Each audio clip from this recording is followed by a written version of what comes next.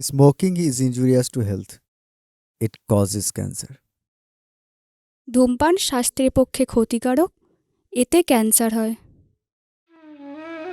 জীবনের অনেক মোড় ঘুরে এসে লক্ষ কোটি মানুষের ভিড়ে আজ সেই প্রতিবন্ধীর মতো লড়াই জীবন ধ্বংসের পথে ভেসে যাচ্ছে। ভাবছি হেরে যাব নাকি নতুন যুদ্ধের শুরুতেই শেষ, ঠিক বুঝে উঠতে পারছি না। আমি অন্ধ, আমার কাছে দিনরাত্রি সমান। আমি চোখে না দেখলেও অনুভব করতে পারি আজ হয়তো গুরুজি মাটিতে পড়ে ছটফট করছে, আর আমি কিছুই করতে পারছি না। হয়তো একেই বলে নিরুপায়। আজ বোধহয় গুরু শিষ্যর সামনে প্রাণ ত্যাগের আশা, নাকি নতুন পরীক্ষা।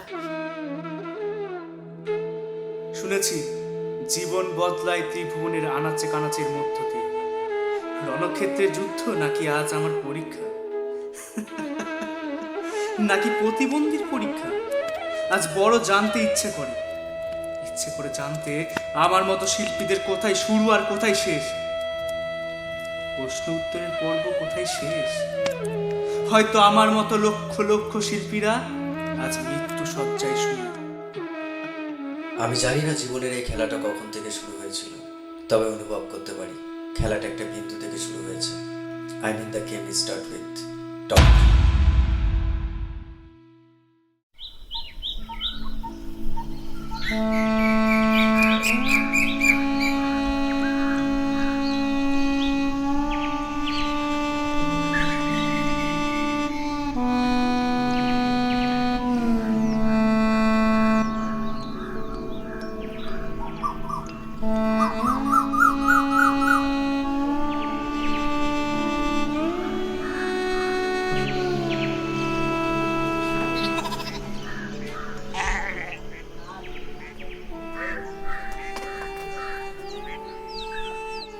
কিরে, আজ এত দেরি হলো আসতে?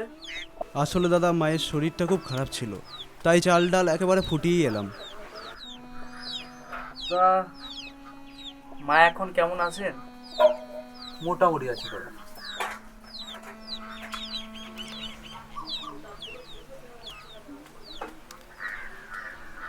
কিরে, কি খবর? এই তো উনুন তৈরি করছে। আর কমলা? বাবা, সেই কমলার খোঁজ? না না, সেরম কিছু না, এমনিই জিজ্ঞেস করছিলাম। আসলে ঘরটা শান্ত আছে তো, তাই। চোখে না দেখলেও সব বুঝি। জল আনতে গেছে। ও আচ্ছা।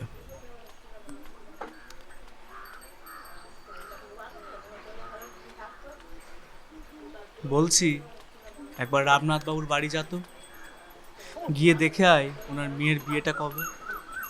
যা, আর দেরি করিস না। ঠিক আছে গুরুজি।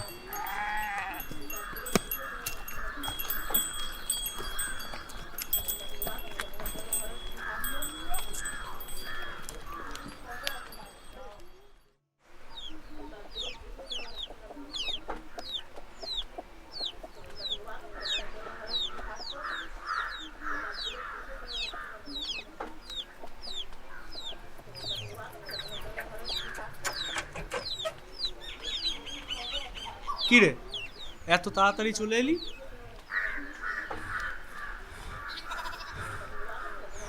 আসলে একটা খুশির খবর আছে গুরুজি। আমি এমন একটা খবর দেব না যা শুনলেই তুমি খুশি হয়ে যাবে। কি খুশির খবর রে রাজু? কি খুশির খবর শুনি? বলবো। তা কি সুখবর, আমিও শুনি। বলবো না। বল না পেঁচা। কি বললি? আমি পেঁচা, তুই তাহলে পেঁচি, তুই গাধি, তুই হনুমান, তুই বাদর। তুই চুড়েল। উফ, তোরা ঝগড়াটা থামিয়ে বলবি খুশির খবরটা কি? আমি বলছি, এখানে একটা পেপারে আর্ট নিয়ে একটা অ্যাড বেরিয়েছে, সেটা এখানেই হবে। বাহ, এ তো দারুণ খবর। ঠাকুর করে কাজটা হয়ে গেলে আমাদের সবার ছবি পেপারে আসবে, তাই না? হ্যাঁ রে, আর আসবে আমাদের হাতে কিছু টাকা, যেই টাকা দিয়ে তোর চোখের অপারেশন করাবো, তুই আবার দেখতে পাবি। আমি আবার দেখতে পাবো? তুই সত্যি বলছিস? আমি আবার দেখতে পাবো? গুরুজি, রাজু, আমি আবার দেখতে পাবো? সত্যি বলছিস? হ্যাঁ, তুই আবার দেখতে পাবি। তাহলে এই খুশিতে একটা গান ধরা যাক।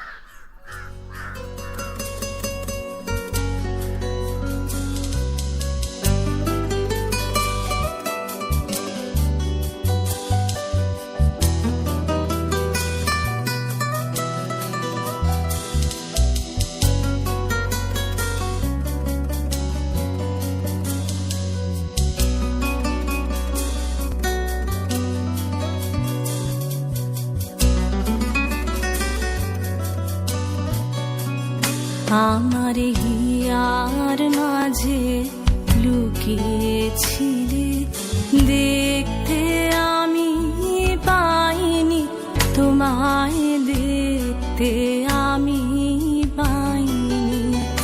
আমার হিয়ার মাঝে লুকিয়েছিলে, বাহির পানে চোখ মেলেছি, বাহির পানে আমার হৃদয়ে পানে চাইনি। আমার হিয়ার মাঝে লুকিয়েছিলে, দেখতে আমি পাইনি তোমায়, দেখতে আমি পাইনি। আমার হিয়ার মাঝে লুকিয়েছিলে।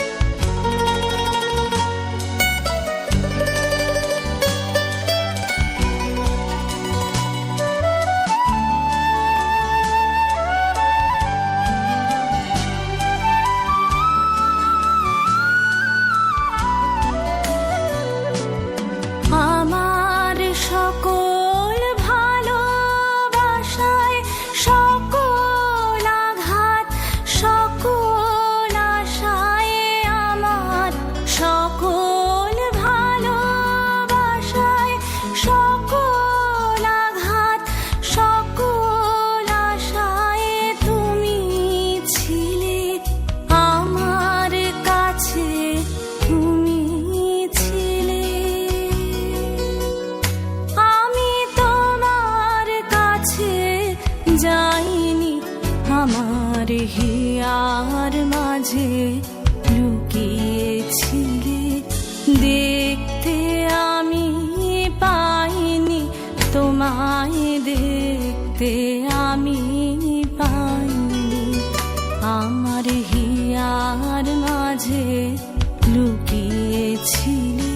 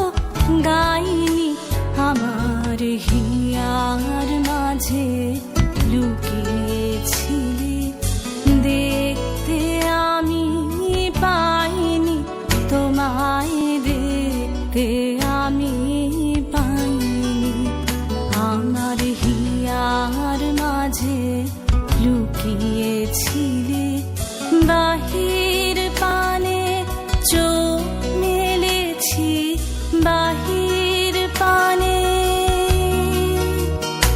আমার হৃদয়ে পানে যাইনি আমার হিয়ার মাঝে লুকিয়েছিলে দেখতে আমি পাইনি তোমায় দেখতে আমি পাইনি আমার হিয়ার মাঝে লুকিয়েছিলে।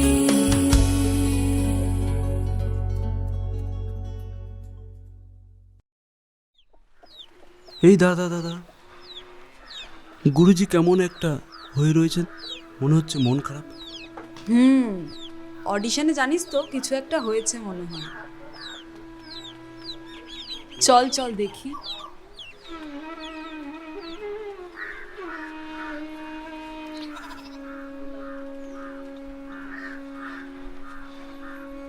কি হয়েছে গুরুজি? কই কিছু না তো।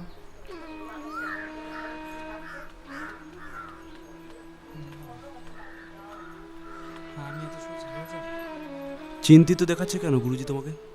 কই না তো, মনে হচ্ছে কিছু একটা হয়েছে। আসলে শরীরটা বড় খারাপ। শরীরটা কি হয়েছে? কমলা, কড়া করে এক কাপ চা করে দে না। হ্যাঁ গুরুজি, এক্ষুনি যাচ্ছি।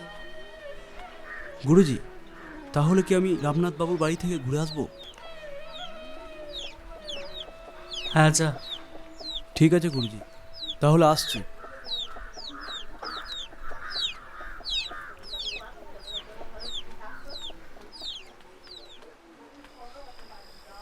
এই প্রজেক্টটা দেখ তো সিউড়িতে কাজে লাগবে কিনা। আসবো sir. Oh yes, come in. দেখি কি এনেছেন।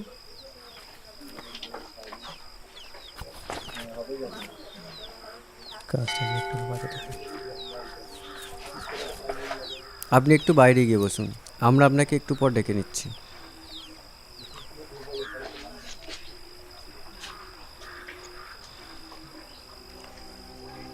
কি বুঝলি ব্যাপারটা? এই পেনটা মিনিমাম 1 লাখ টাকা দাম হবে। 1000 টাকা দিয়ে মালটা রেখে নিই। সেটা কীভাবে? ওরা বোকা কেন জানিস? কারণ ওদেরকে আমরা বোকা বানাতে পারি। ওদের বোকা বানিয়েই আজ আমরা কোটিপতি। তুই ব্রিলিয়ান্ট ভাই। ওকে ডাক। এই যে আসুন।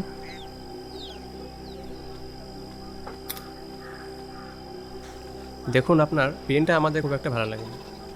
আর আপনি অনেক কষ্ট করে বানিয়েছেন বুঝতে পারছি, কিন্তু আপনার কষ্টের দাম তো আমাদের কোম্পানি দেবে না। এক কাজ করুন, আপনাকে 1000 টাকা দিচ্ছি, পেনটা আমাদেরকে দিয়ে যান।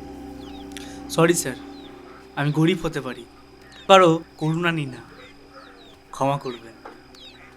আর আপনার আমার জন্য এত ভাবার জন্য আপনাদেরকে অসংখ্য ধন্যবাদ। হাতের লোক কি পায়ে ঠেলে দিচ্ছেন বংশীবাবু?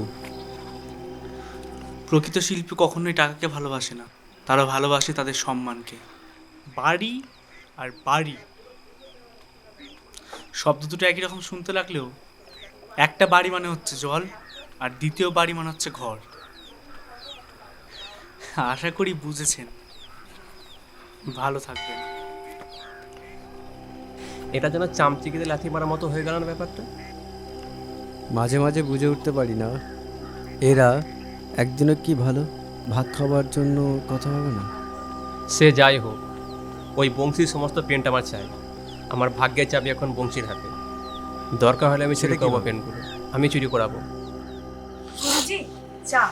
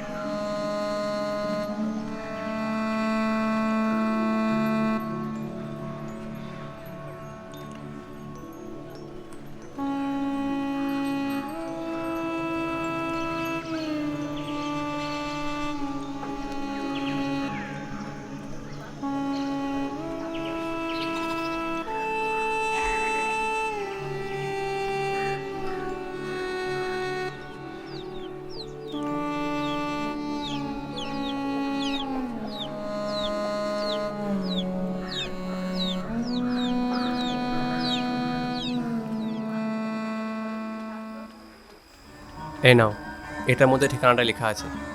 ওই বাড়িতে যতগুলো পেন্ট আছে সব আমার 2 দিনের মধ্যে চাই। টেনশন নেবেন না, 2 দিনের মধ্যেই পেয়ে যাবেন। ও হ্যাঁ, আর একটা কথা, এখানের মধ্যে লেখা আছে তুমি ওই পেন চুরি করতে গিয়ে যদি ধরা পড়ে যাও, আমাদের দুজনের নাম উঠে আসবে না। এখানে একটা সিগনেচার করে দাও।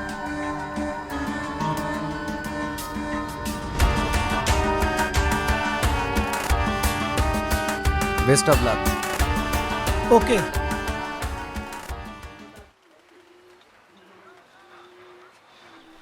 কয়েক মাস ধরে কোনো কাজ পাওয়া যাচ্ছে না রে। এই 7 মাস পর একটা কাজ পেয়েছি। আজ মনে হয় শিল্পীদের আর কোনো সম্মান নেই।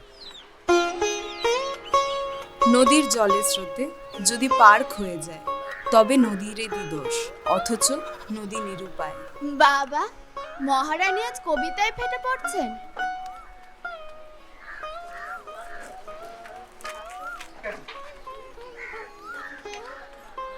গুরুজি, রামনাথ বাবুর মেয়ের বিয়ে তো 18ই শ্রাবণ। মানে তো আগামী পরশু। হ্যাঁ। এতগুলো কাজ এত তাড়াতাড়ি সম্ভব নয়। এ যেন কি কাকস্য পরিবেদনা। কাজের প্রতি বিশ্বাস আর ভালোবাসা রাখলে কাজ এমনিতেই সফলতা পাবে। চল শুরু কর।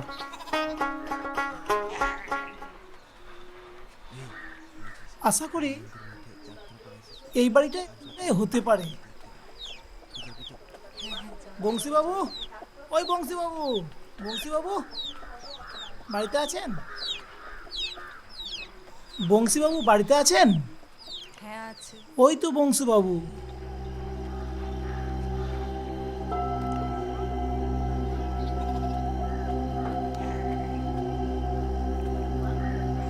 আপনি আমাকে চিনবেন না? আমি মানুষের জীবনী নিয়ে ছবি বানাই। আমি আপনার নিয়ে অনেক শুনেছি, আপনি খুব ভালো আর্টিস্ট, কিন্তু সেই তুলনায় আপনি মর্যাদা পাননি। তাই আপনার কাছে আসা, অনেক দূর থেকে এসেছি। আচ্ছা, খুব ভালো কথা। আমি আপনাকে নিয়ে একটা ডকুমেন্টারি ফিল্ম বানাতে চাই। আমি ডিরেক্টর, আমিও প্রডিউসার। ও আচ্ছা। আপনার জীবন কাহিনী নিয়ে যদি কোনো আপনার আপত্তি না থাকে। না না, আমার আপত্তি থাকবে কেন? আমাকে নিয়ে কাজ হবে তাহলে আমারই তো ভালো। বেশ তো রাজু, হ্যাঁ গুরুজি। ওনাকে একটু কাজগুলো দেখা। আচ্ছা আচ্ছা। যান, ওনার সাথে যান, কাজগুলো দেখুন। এই যে দেখা, ভালো করে দেখা। হুম, খুব সুন্দর সুন্দর কাজ আছে গুরুজি, ঠিক আছে। যত্ন করে এবং কষ্ট করে বানিয়েছে। হুম, আর এইদিকে ঠিক এইদিকে আছে। যে কাজটা রয়েছে হুম। সেটা হচ্ছে আরো এক সুন্দর কাজ। ও এখানে যে পেন্টিংগুলো আছে না, হ্যাঁ হ্যাঁ। এই পেন্টিংগুলো খুব দামি। আর বাকি বাকি পেন্টিংগুলো, আর এই পেন্টিংটা খুব দামি। ও আচ্ছা।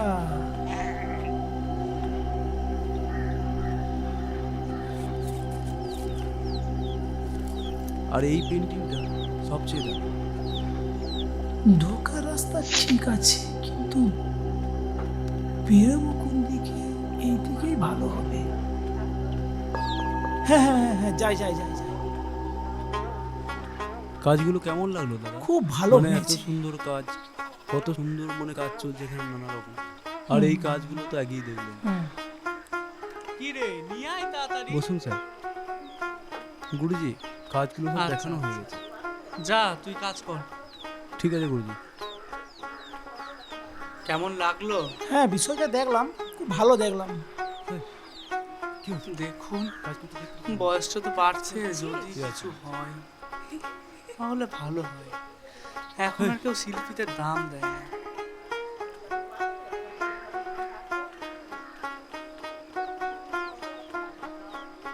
ঠিক আছে, পরে একদিন এসে কথা বলা যাবে। আমরা সামনের মাসেই শ্যুটটা শুরু আচ্ছা। করবো। ঠিক আছে, আসছি। নমস্কার। নমস্কার।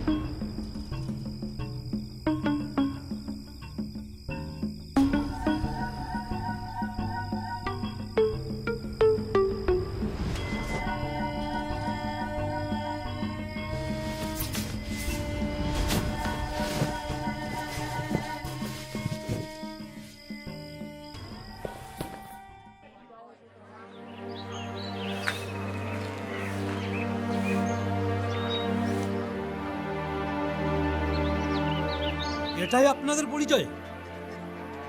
আরো টাকার দরকার থাকলে আপনি বলতে পারতেন। এইভাবে ড্রামা করার কোনো মানি হয়নি। আর কিছুক্ষণ পর বরযাত্রী এসে পড়ল। আর কি সুন্দর বলছেন কাজগুলো চুরি হয়ে গেছে। আমি নিজে দেখার জন্য আপনাকে বুক করিনি। আমার মান সম্মান সব ডুবিয়ে দিলেন আপনি। কত বাইরের মানুষ আসবে। কমলা, রাজু, কি হয়েছে আমায় বল। মানুষ ঠকানোর ব্যবসাটা কবে থেকে ধরেছেন? যত সব কানা খোলা নিয়ে ভাবছেন চুরির গল্প শুনিয়ে বেঁচে যাবেন। আমার কাছে আগাম 200 টাকা নিয়েছেন, মনে আছে তো? নাকি ভুলেও গেছেন? দেখুন, আপনি যেটা বলছেন সেটা হয়তো ঠিক। প্রকৃতি আর নিয়তির সাথে লড়াই করে জেতাটা এতটাও সহজ নয়। আমরা গরিব বাবু, কিন্তু কাউকে ঠকাই না। এই যে নির্মলা, কমলা, রাজু, এরা আমার শিষ্য। এদের সঙ্গে দয়া করে কাজটাকে জড়াবেন না। সত্যিই কাল রাতে কাজটা চুরি হয়ে গেছে। আমি বোকা যে আপনার কাছে কাজ এনেছিলাম। এই যে কপালে লেখা আছে, কপালে। ভালোই তার ফল তো পেতেই হবে। আর যদি আপনি আমার দাদার বন্ধু না হতেন না, তার সারা খাল খিচে দিতাম। যত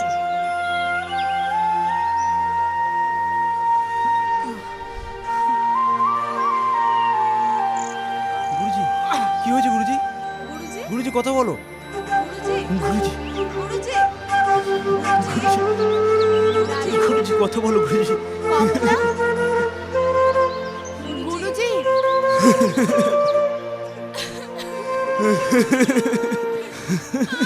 গুরুজি কথা বলো।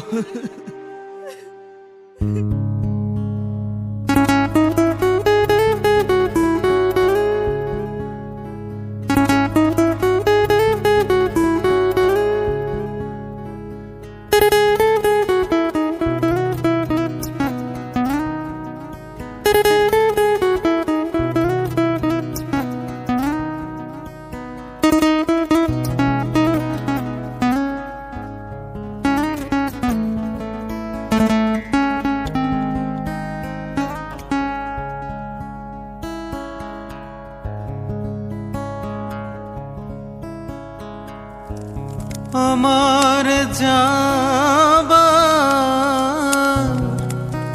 সময় হলো, দাও বিদায়।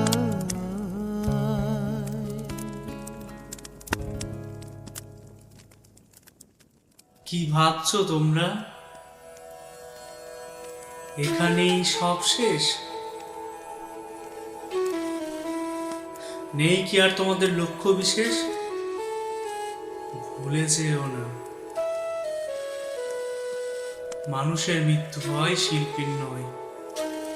শিল্পের অস্তিত্ব বেঁচে থাকে, এটা শিল্পীর অন্যরকম জয়। কি দেখছো রাজু?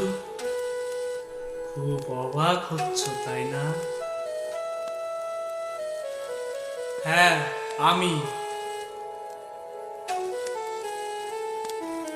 প্রত্যেক শিল্পী বেঁচে থাকে তাদের কর্মের মধ্য দিয়ে। আমিও বেঁচে আছি তোমাদের কর্মের মধ্যে। যেভাবে আকাশে মেঘ ডাকে, বৃষ্টি হয়, মাটি ভেজে, আবারও ঠিক রোদ ওঠে, শুকিয়েও যায়। তারপর কি হয় জানো? জানো না? তারপর আবার ছোট ছোট ঘাস জন্ম নেয়। ঠিক তেমনি তোমাদের কাজের মধ্যে বারবার জন্ম নেয়। আমিও আবার বেড়ে উঠব সবুজ ঘাসের মতো। কি দেখছো রাজু? ওখানেও চিতাই জ্বলছি আমি, এখানেও দাঁড়িয়ে আছি আমি। অবাক হচ্ছ তোমরা তাই না?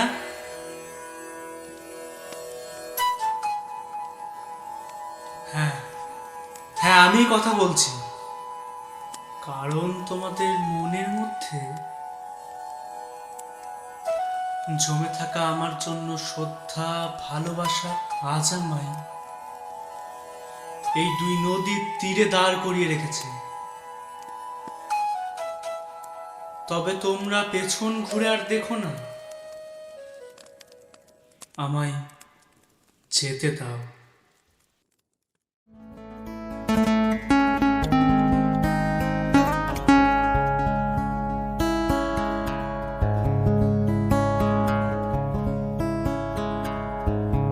আমার যাবার সময় হলো, দাও বিদায়।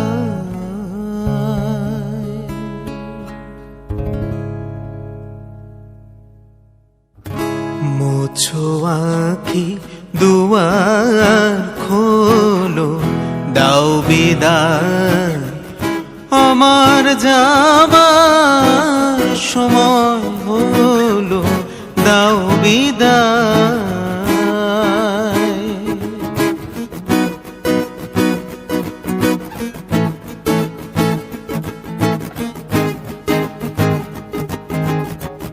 ফোটে যে ফুল আধার রাতে, ঝরে ধুলায় ভোর বেলাতে।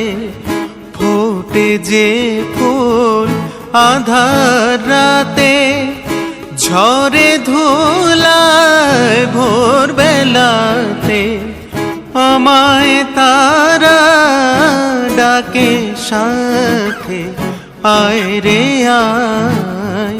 সজল করুণ নয়ন তোলো, দাও বিদায়। আমার যাবার সময় হলো, দাও বিদায়।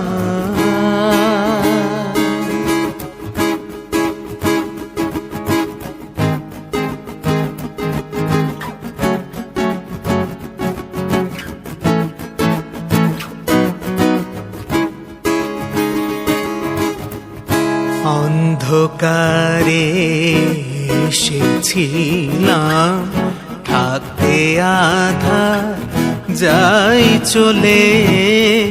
ক্ষণিক ভালো বেসেছিলাম, চিরকালে নাই হলে। হলো চেনা, হলো দেখা, নয়ন জলে রইল লেখা। হলো চেনা, হলো দেখা, নয়ন জলে রইল লেখা। দুর্বিরহে ডাকে কে কা বরষায়। ফাগুন স্বপন ভোলো ভোলো, দাও বিদায়। আমার যাবার সময় হলো, দাও বিদায়। মোছো আঁখি, দুয়ার খোলো, দাও বিদায়। আমার যাবার সময় হলো, দাও বিদায়।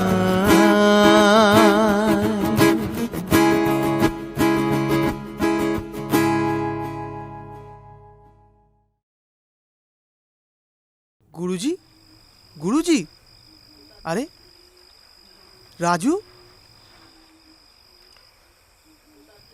নির্মলা, কমলা, তোরা কেমন আছিস? ভালো, বাট চিনতে। আরে আমি রতন। গুরুজির কাছ থেকে আজ থেকে 5 বছর আগে আমি এক বিদেশে চলে গিয়েছিলাম।